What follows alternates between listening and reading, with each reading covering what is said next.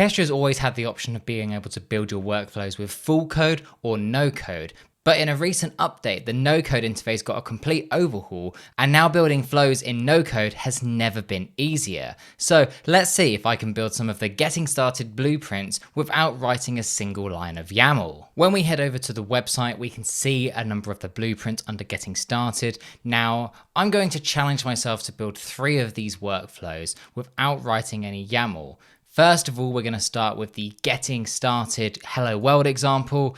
This one should be fairly straightforward. We've got an input property to put in here, 3 different tasks which include a number of expressions for dynamically passing data, as well as a trigger for when this should run. So here's the YAML, but I'm going to just minimize that for a second. I can use the YAML to help me figure out what I'm writing, but I will not copy and paste any of the YAML. I have to do the whole thing from a no-code interface. So let's have a look. So when we get started, we're presented with the flow code and the documentation. Now I'm going to swap to using the no-code editor and then close flow code. That'll be the last time we look at that.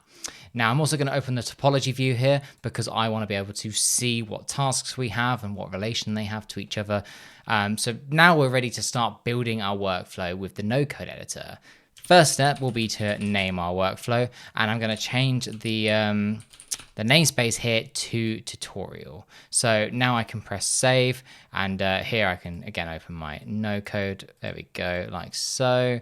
And now we're all ready to go. Next up is I need to add an input. If we have a look here, we've got an input, a string input called user, and it has the value as a default Rick Ashley. So if I go to inputs now and I can select, we want a string, I want to call this user, and I want to add an optional property of, well, I'm going to actually put my name instead. So we'll put my name in there and then we'll press save. So now I can go back here and we can see that I've got my input there ready to go. Next up is tasks. So here we've already got a task. We can see here there are 3 different tasks that it looks for.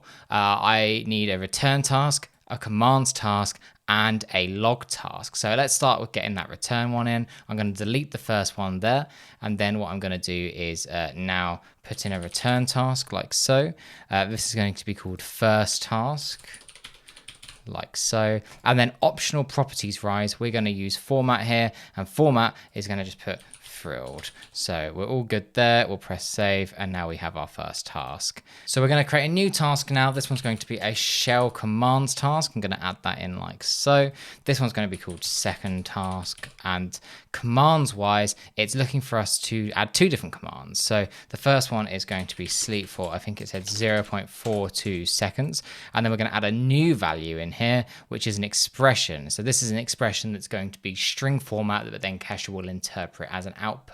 So I'm actually going to just copy and paste that string for simplicity's sake, and we're going to paste that in here. So that's inside of quotes, and then it's going to, it's the way Kestra can identify this as an output is because we've got the double colons either side.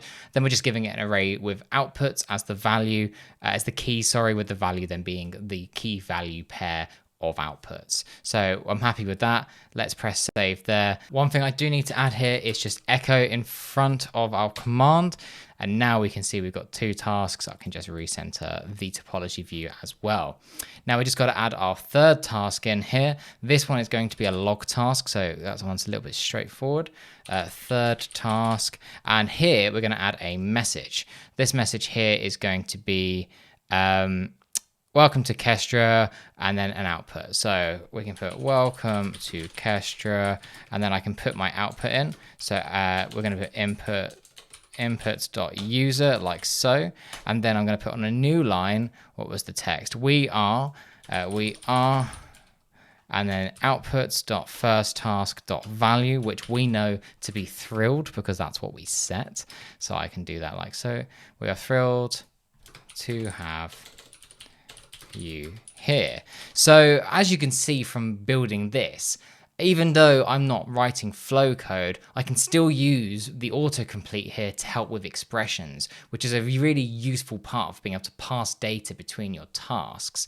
Now we'll double check, and there are no other things there. I can press save, and now all I've got to do is scroll down a little bit further to trigger, and I'm going to add a schedule trigger in here. Now the schedule trigger is just going to be called, I'm just going to call it daily, and it's using the cron expression of 09 star, star, star. Now, if I put this into crontab.guru, I think that's the website, we can see that that is at 9 a.m. every day. So good to know. And I'm just going to call this daily like so. So now if I recenter this, we've got ourselves a workflow that's going to run daily. It's got 3 tasks, and actually one property it does have is the disabled property, which we can just enabled just to stop our trigger from triggering this every day. Just best to keep that out of the way. So now we have a finished workflow. So here we've got our input, we've got 3 tasks, and we've also got our trigger. If we have a look at the flow code as well, which I can bring up here, we can see the flow code looks pretty good too. We can see that the tasks look similar to what we saw in the blueprint. We've now corrected that mistake on the second task. And now if I press execute, we should hopefully see this run no problem. So here we can see that under logs, it was able to get the correct input. It was able to get the output from the first task. And if we go to the second task, we can see that it does also, in fact, produce the value, the output value that was generated. So excellent. I think it's time to up the stakes a little bit and build an even more complicated workflow. Workflow number 2, we're looking at something a little bit more practical, a little bit more real world, and the sort of thing that you might actually do in no code, because all of this is just sticking various different things together to automate them. So this is a business process example. What we're going to do here, if we have a look at the flow code and the topology view, is we're going to send a Slack message asking for an approval inside of Kestra. This will then trigger a pause inside of Kestra and then send a request once it's resumed to process the request. So we have a look at the code, we can actually have a look to see what's going on. We've got 4 different inputs here, so a few different things to work on there. We've got our Slack message that's going to say, please press this button to validate. The pause, as mentioned, and then at the end, once it has been resumed, it will then process that request by making an API request. So let's jump into Kestra and get started with our no-code interface. So what we're going to do here is we're going to rename this one to business processes, and we're going to change the namespace to tutorial. When I press save like so, we can just move that across like so and set up ready for building this. So inputs wise, we're going to need a bunch of different inputs. We're going to need request name, request start date, request end date, and a Slack webhook URI. So let's get started with that. The first one is a string. So we're going to add that, and we're going to put request, and I think it's user request.name, and it's got the optional property. I'm going to give it my name as the default. We'll press save on that. Jump back to the main no code page. Now let's add a new one. Now we're going to want the start and end date. So we're going to put this as a date. I'm going to add this as request.start date, and the default property. What date does it want us to use? It wants us to use that.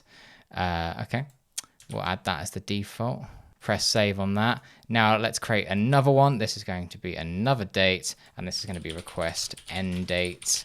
And that's going to be a week later. Add that in as the default like so. And here we've got 3 requests. Now we just need to add one last one, which is our URI. And that would be our Slack web or Slack webhook URI, just like so. So now we can add a default, which is this Kestra API mock. Just leave that like so, and then press save. So now we have all our inputs. I can close all those extra tabs. We are ready to start building a task. Now I'm going to delete that hello world one, and we're going to add ourselves a Slack incoming webhook one, like so. The message send approval request, and the URL it was going to want was in fact the input that we just created, like so. Perfect. So now I just need to add the payload. Now the payload's a little bit more, requires a little bit of formatting here. So what we're going to do is put some brackets like so, and then we can, I'm just going to copy and paste the content, as this is just the sort of thing you would use from Slack. So here I can easily fix that formatting. So here we've got the inputs, and those inputs would in fact autocomplete like so. I can put name like so, and now that should all be ready to go. So we've got first task, Second task was the pause. So let's click task, add a pause in here. I'm just going to call it pause. It might be called wait for approval. We've called it wait for approval. So I better call it the same thing if I'm copying it word for word. And then we're not setting anything on pause. We're just saying how long it should pause for. So pause duration. Here's pause duration. We want this to be, how long is it set for? 30 seconds. So we'll just set that to, if I click cancel, I can just type it to be honest. 30 seconds. Press save on that. Job done. So now we've got a pause, and the last thing was the request. So that's just request, HTTP request, like so. I'm going to call it process approval. We know that the URL we're using is that Kestra mock one. So I'm just going to kestra.io/API/mock.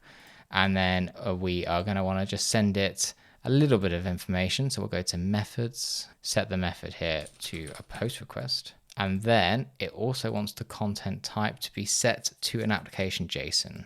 Already is set to an application JSON. So now we just got to set the body. And the body is fairly straightforward because the body is going to be inputs.request. Now, we are going to, thanks to using some nested inputs here, it's going to include all the information as one big JSON rather than doing it as each individual one. So let's save that. Let's go back to no code. So now we've got our 4 inputs, we've got our 3 tasks.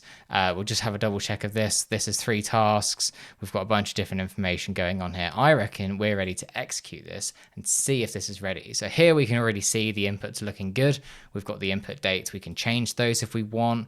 I'm going to press execute and we're going to see if this works in action. So now it's asked us to pause. If I go to overview, I can press resume like so. And then if we go to the Gantt chart, we can see that it has made an API request, which we can actually have a little look into and see the body that it used. There we go. Perfect. And it's included the body with my name, the start date, and the end date. So this is a good example of a workflow that you might want to use for doing like vacation approvals, for example. And this was done entirely in no code. Now, I know I'm looking back at the YAML code to see what it was, but let's say I just got told you need to do a workflow that does these things. I could do that too. So that leaves us with one last thing to do, build our final workflow, which I think is pretty cool. It's a bit more technical, but it's again still possible in no code, which is a data engineering pipeline example. So as we can see here, what we're going to do is download some data using a HTTP request. We're then going to transform that with a Python script and then query it using DuckDB's query task. So let's have a quick look at the YAML. We've got 1 input and 3 different tasks. Now I will be copying and pasting this Python code into Kestra. You might be doing the same. You might have written the code locally. Now you want to automate it. You can then paste it straight into your workflow. So with that in mind, let's get started. I'm going to open the no code editor and call this data engineering example. And then I'm going to do this in the tutorial namespace. Now we can remove the flow code editor because we don't need that. We're going to get everything set up as we like. Topology on the right, no code on the left. Now what I can do is make my input. This is going to be, I believe it's an array of strings. So we're going to click array. I'm going to click this columns to keep. I believe that's the name that it uses. And then we're going to select the type in the array to be string. And I can actually add some default values here. So we want to add brand and price. So I can add brand, I can add price, just like so. So now I've got all of that. I can press save on that. And that's input number 1 here, or input 0, all ready to go.